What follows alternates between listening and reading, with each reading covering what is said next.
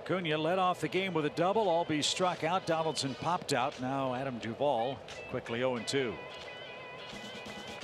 I want you guys to let me know in the comment section down below, who is the most exciting player in all of baseball to watch? Is it Ronald Acuna Jr.? Is it Mike Trout, Cody Bellinger, Francisco Lindor, Javier Baez? Who is your favorite player to watch? Like, if someone turned on the TV and he was watching, you're not going anywhere. What's going on, guys? It's Fuzzy. Welcome back to yet another Major League Baseball recap video. If you do not follow me on Twitter, you guys might want to go do that because I have been debating Yankee fans, Red Sox fans all morning. It has been a ton of fun. And if we can get this video to 500 likes, I'm gonna go ahead and release a second video today. I'm gonna rant about the Boston Red Sox and as well as the New York Yankees fan base. It's gonna be a very fun video, so let's try and get 500 likes, and without further ado, let's start talking baseball. The Los Angeles Dodgers continue to find ways to win baseball games, whether it's great pitching performance, really good bullpen. Actually, the bullpen has been amazing in 2019, but aside from that, they had their 9th walk-off victory yesterday, which is easily the most in all of baseball. Again, who's gonna beat the Dodgers? I don't think anyone is going to. In my opinion, they will be making their 3rd straight trip to the World Series, but Max Muncy, he put a cap on yesterday's game. Muncy to right towards the corner. That's down. It gets by Renfroe. How fast can Corey Seager run? We're going to find out. Throw is high. Dodgers win.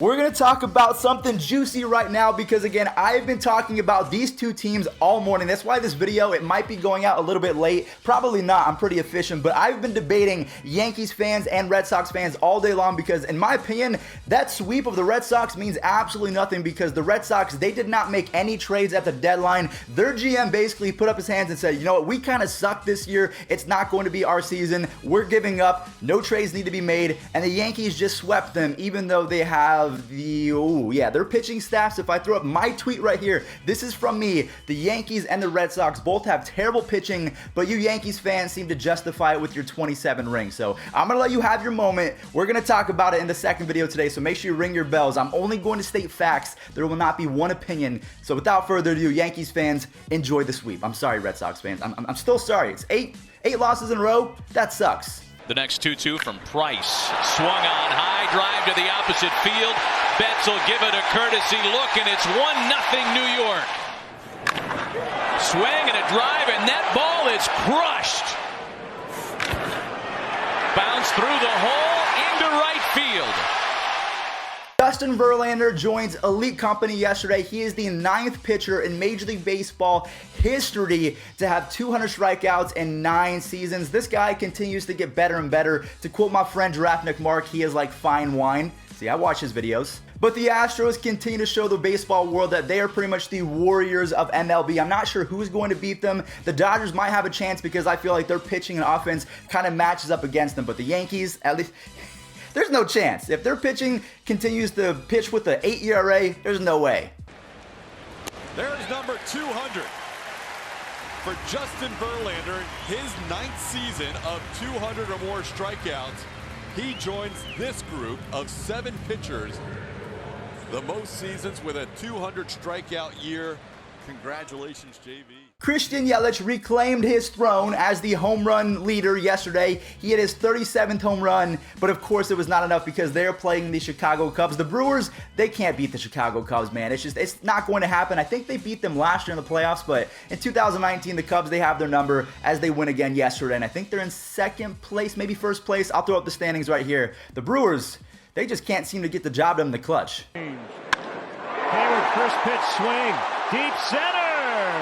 Gone! Do not go Rockies. Kyle Schwarber to right.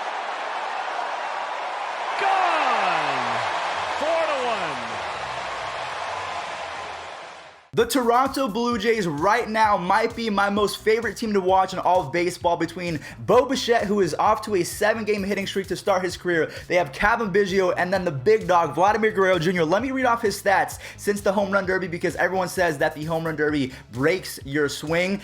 Since that day, Vladimir Guerrero Jr. is hitting .361 with 5 home runs, 24 RBIs already, and a 1,032 OPS. That's nuts. So if you missed the Blue Jays game, or if you're going to watch any Blue Jays game going forward, I promise you, you won't be disappointed.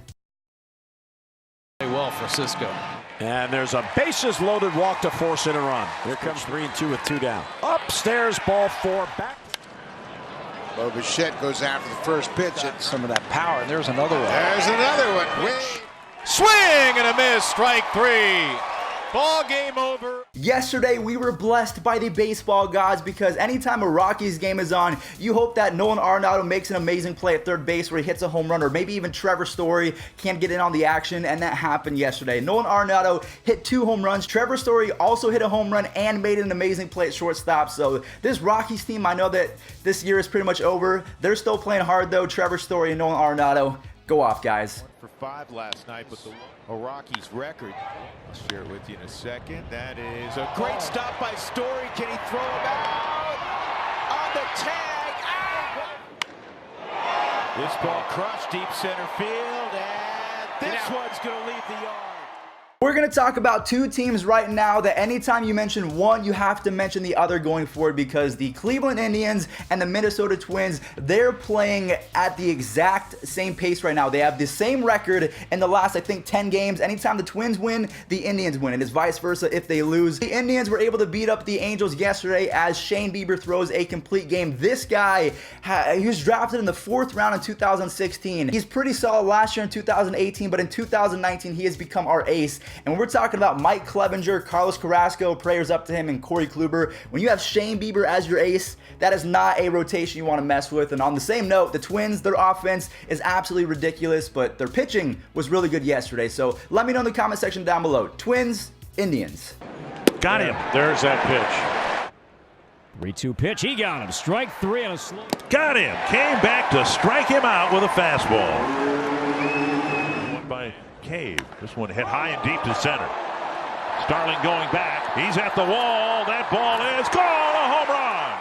I'm not even going to say anything. You guys saw the intro clip of Ronald Acuna Jr. doing his crazy dancing. The Reds versus the Braves game was insane. I'm not going to mention who won this game. I'm just going to go ahead and roll the highlights because I was on the edge of my seat watching. It was a great game. Shane Green, I'm not going to ruin it. Roll it. It is.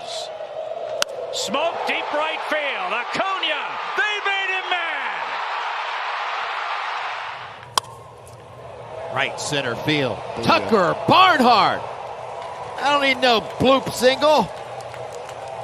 I'm going to rock it out of here. Ooh, that's tough. That's tough. The Braves, their bullpen hasn't been terrific. They acquire Shane Green, and that happens. Oops. The Chicago White Sox offense was clicking yesterday as they were able to defeat the Philadelphia Phillies. Now, Corey Dickerson, he hit his first home run for the Phillies. Now, he hasn't been playing that much for his brand new team, which makes no sense to me. He needs to be playing every single day. And speaking of a player that just got traded, Jesus Aguilar, he had his first bomb for the Tampa Bay Rays, who have won, I think, 6 games in a row. Or maybe it's 4. I think it's 6 games in a row. So the Rays, they're playing really well. The Red Sox are not. So I think you can almost kind of wrap it up. The Red Sox, we're going to talk about it later. I don't know if you guys are keeping up with the wild card standings in the National League. A lot of people wrote the Mets off, but maybe they were ahead of the curve by trading for Marcus Stroman because they're only 2.5 games back of the wild card. Noah Syndergaard threw an amazing game last night. Zach Wheeler also had a really good performance. Jacob deGrom is doing his thing. The only thing that sucks is Robinson Cano got injured, so I'm not sure how long he's going to be out. But the Mets, they're putting the baseball world on notice. They don't think they're out of it just yet. And he launches one to deep left field. Forget that. That is way, way out of here. Ramirez. He smashes one into center field, though, and he takes one the other way, and he's got a base hit. He's on the injured list now.